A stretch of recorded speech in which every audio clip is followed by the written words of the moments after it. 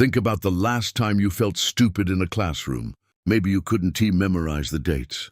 Maybe the lecture made no sense until you drew it out. Maybe you understood everything perfectly, but the test said otherwise. Here's what nobody told you: that wasn't a failure of intelligence. That was a failure of method.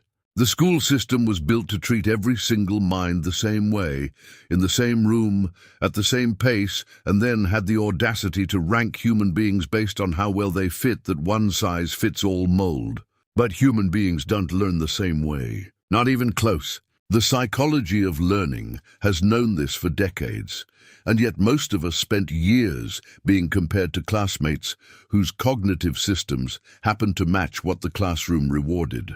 Some minds think in images, others think in sounds, in words, in movement.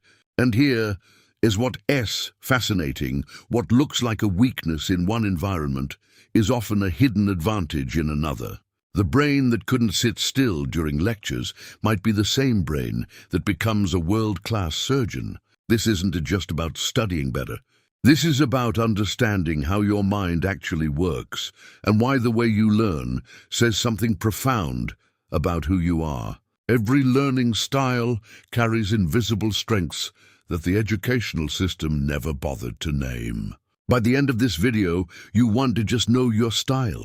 You will understand why it was never a limitation. It was always a different kind of power. If you've ever understood something, the moment someone drew it on a whiteboard, but completely zoned out during a straight lecture, there's a very good chance your cognitive system is wired to think visually.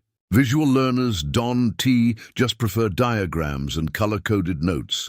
Their brains literally process information through spatial relationships, patterns, and mental imagery. This is why a visual learner can look at a chessboard and instantly feel the tension of the position, or walk into a room and immediately notice how the space is organized. The mind is constantly building internal maps of reality, and the psychological depth here goes further than most people realize. Visual learners tend to process information emotionally and symbolically, meaning they don't just see data, they feel the shape of it. This is the cognitive wiring behind some of history's greatest architects, filmmakers, designers, and strategic thinkers. If this sounds like you, try replacing your written notes with mind maps and watch how much faster information sticks. Tools like Miro, or even a blank sheet of paper with colored pens, can completely transform the way your brain retains knowledge. The visual learner superpowers and decoration. It sees the ability to see the whole picture before anyone else does. Have you ever read the same paragraph 4 times and retained nothing but heard someone explain it once and never forgot it? That is not laziness. That is auditory cognition at work. The auditory learner's brain is wired to process information through sound, rhythm, and verbal patterns, which means lectures, conversations, and even the tone of someone's voice carry meaning that written text simply can't replicate. These are the people who talk through problems out loud, who remember song lyrics effortlessly, and who often have a surprisingly powerful internal voice that literally replays information inside their own minds, like a mental podcast running on demand. The hidden advantages of this learning style go far beyond academic performance. Auditory learners tend to develop exceptional communication skills, emotional intelligence, and a natural ability to persuade and connect with others, which is exactly why so many great lawyers, therapists, public speakers, and musicians share this cognitive profile. If this resonates with you, try recording your notes as voice memos and listening back during commutes, or explain concepts out loud as if you're teaching someone else. The psychology of memory shows us that verbalization deepens retention in ways that silent reading rarely achieves. And that internal voice you've always had, it was never a distraction. It was your brain's most powerful learning tool all along. For some people, an idea doesn't feel real until it is written down. Not typed, written, processed, structured into sentences that give shape to what was previously just a feeling or a blur.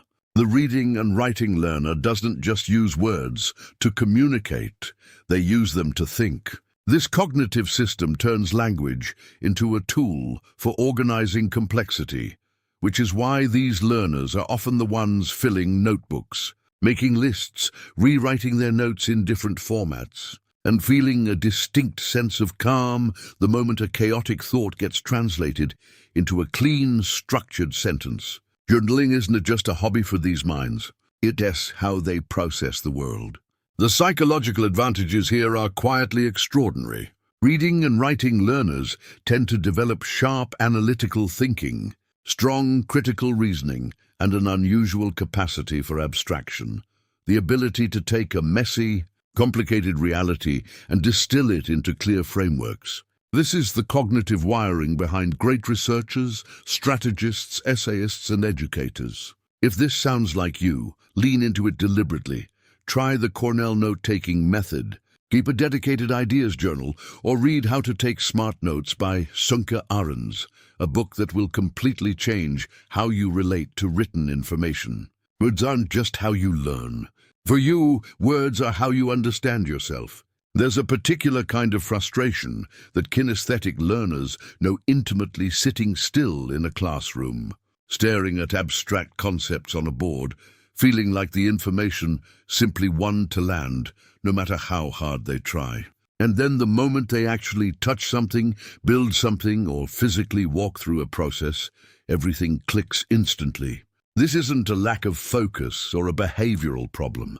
It's a fundamentally different cognitive system at work.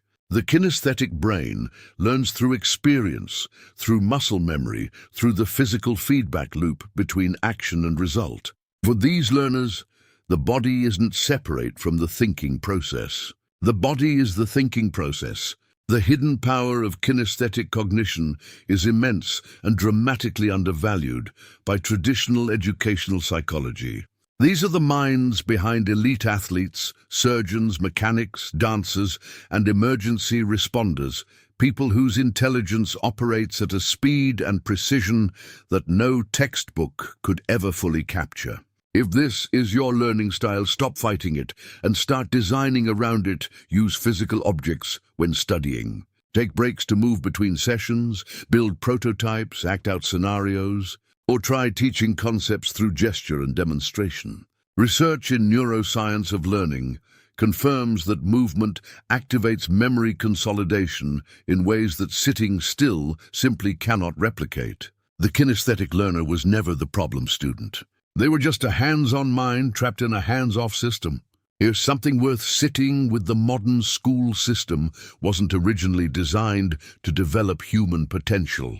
It was designed during the Industrial Revolution to produce reliable, obedient workers, people who could follow instructions, stay in their seats, repeat information on command, and fit into a standardized process without causing disruption. The model was efficient for factories. For the full spectrum of human cognition, it was a disaster. Social conditioning inside institutions rewards compliance over curiosity, memorization over understanding, and uniformity over the kind of cognitive diversity that actually drives human progress. And millions of people absorbed a devastating belief as a result that they simply weren't smart enough. The psychology of comparison that schools quietly install runs deeper than most people ever examine. When a visual learner fails a text-heavy exam, they don't conclude that the test format was wrong for their cognitive system. They conclude that they are less intelligent than the student next to them who happened to be wired for reading and writing. This is not an accident. The grading system was never a neutral measurement of intelligence. It was always a measurement of fit. Howard Gardner spent decades arguing this point, and his theory of multiple intelligences remains one of the most important and most ignored ideas in the history of educational psychology. The question was never whether you were smart enough for school. The question is whether school was ever designed to recognize the kind of smart you actually are. For most of the 20th century, human intelligence was treated like a single dial, either turned up high or frustratingly low, and a number called IQ was supposed to tell you exactly where yours sat. The problem is that cognitive psychology has spent decades quietly dismantling that idea, and the evidence is overwhelming. Human intelligence is not one thing.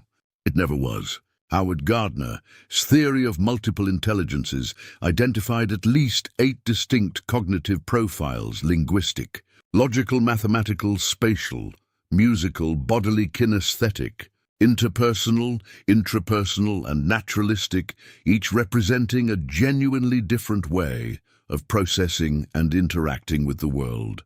The student who struggled with algebra but wrote poetry that made the teacher stop and reread it wasn't less intelligent. They were differently intelligent. And then there's emotional intelligence, perhaps the most underestimated cognitive system of all. The ability to read a room, navigate conflict, inspire trust, and understand what people need before they say it out loud is a form of human cognition that no standardized test has ever been able to measure. Yet research in behavioral psychology consistently shows that emotional intelligence predicts life outcomes, relationships, leadership, resilience, well-being more reliably than IQ in almost every domain that actually matters. The deeper issue is that modern society built its reward structures around a very narrow slice of cognitive ability and called that slice intelligence. Everyone else was left to wonder what was wrong with them. Nothing was wrong with them. The measurement was just catastrophically incomplete. From the very first day of school, human beings begin absorbing a lesson that nobody explicitly teaches, but everyone somehow learns certain ways of thinking are valuable, and others are not. The child who sits quietly, completes worksheets efficiently, and scores well on tests gets rewarded with praise, gold stars, and the quiet confidence that comes from institutional approval. The child who learns differently, who needs to move, who thinks in images, who processes out loud, gets managed, redirected, and sometimes medicated. This is social conditioning operating inside education at its most consequential level, and its effects, Dante, disappear at graduation. They follow people for decades, embedded in the story they tell themselves about their own capabilities. The institutional hierarchy of learning runs so deep that most people never think to question it. We live in a culture of productivity that values speed, output, and measurable results, which means the cognitive styles that produce those things quickly get celebrated, while slower, deeper, more unconventional forms of intelligence get quietly pushed aside. Conformity is rewarded. Originality is tolerated at best. And the tragedy isn't just personal, it's collective. When behavioral psychology tells us that diverse cognitive approaches produce better problem solving, more creative solutions, and more resilient systems, and yet our institutions keep filtering for the same narrow profile, we were not just failing individuals. We're relieving entire categories of human intelligence on the table, and the world is paying for that in ways we're only beginning to understand. There's a strange paradox. At the heart of modern learning, we have access to more knowledge than any generation in human history, and we are arguably getting worse at actually absorbing it. The neuroscience of learning tells us that deep understanding requires sustained attention, repetition, and the kind of slow cognitive processing that builds lasting neural connections. But the digital environment we now live in is engineered for exactly the opposite: short bursts of stimulation, instant rewards, and a dopamine feedback loop that trains the brain to crave novelty over depth. Every notification, every scroll, every autoplay video is a tiny hit of stimulation that makes the sustained focus required for real learning feel increasingly uncomfortable, almost unnatural. And the consequences for human cognition are becoming impossible to ignore. Multitasking, which feels productive, has been shown by cognitive psychology research to reduce comprehension and retention significantly. The brain isn't actually doing two things at once. It is rapidly switching between them and paying a neurological cost each time. Information overload doesn't produce more informed minds. It produces more anxious, more distracted ones. The algorithms that curate our learning experiences are optimized for engagement, not understanding, which means we consume more and retain less than ever before. The human brain evolved over hundreds of thousands of years to learn deeply, slowly, and experientially. The digital age didn't upgrade that system. In many ways, it declared war on it. The question now is whether you're going to let the algorithm decide how your mind develops, or whether you're going to take that back. Here's the thing nobody tells you at the end of a standardized test. The cognitive profile that struggled most in that classroom might be exactly what S needed in the room where real decisions get made. Every learning style carries genuine weaknesses. Visual learners can miss details lost. Between the lines of text auditory, learners can struggle with independent silent work. Reading and writing learners can overanalyze when action is needed. Kinesthetic learners can find abstract theory frustratingly disconnected from reality. These are real limitations, but the psychology of human cognition also shows us something equally important. Every one of those same profiles carries strengths that the others simply don't have access to in the same way. The most resilient, creative, and effective teams in history weren't built from identical minds. They were built from complementary ones. Cognitive diversity isn't a nice corporate buzzword. It's a survival strategy. Humanity needed visual thinkers to build cathedrals and design cities. It needed auditory learners to pass down culture through generations before writing existed. It needed reading and writing minds to codify laws, preserve knowledge, and build science. It needed kinesthetic learners to navigate, hunt, heal, and build with their hands. No single learning style ever had the full picture, and that was never an accident. Different minds exist because humanity has always needed different kinds of intelligence operating simultaneously. The moment you stop trying to learn like everyone else and start leaning into how your mind actually works, you stop competing with other people's strengths and start discovering your own. We've covered a lot of ground in this video, but before you close it, I want you to sit with something for just a moment. Think back to the version of you that sat in a classroom, feeling like everyone else had received a manual that you somehow missed. The one who tried harder, studied longer, and still felt like the results didn't reflect what was actually happening inside your mind. What if that version of you wasn't behind? What if they were just operating in an environment that was never designed to recognize what they had? Because here's what the psychology of learning makes undeniably clear: there was never anything wrong with your mind. There was something wrong with the measurement. So let me ask you a few questions worth carrying with you. Were you actually bad at learning, or were you just being taught in a language your brain didn't speak? Which parts of your intelligence were quietly ignored because they didn't fit neatly into a grading system? And perhaps most importantly, what kind of learner were you before the world started telling you who you were supposed to be? These aren't rhetorical questions. They are the beginning of something. Because understanding your learning style isn't just an academic exercise. It is an act of self-knowledge that changes how you study, how you work, how you communicate, and how you relate to your own potential. The most powerful shift you can make isn't learning more content. It's learning how you learn. When you stop measuring your mind against a system that was never built for it, and start working with your actual cognitive strengths, everything changes, not just your results, but your relationship with your own intelligence. You were never the problem.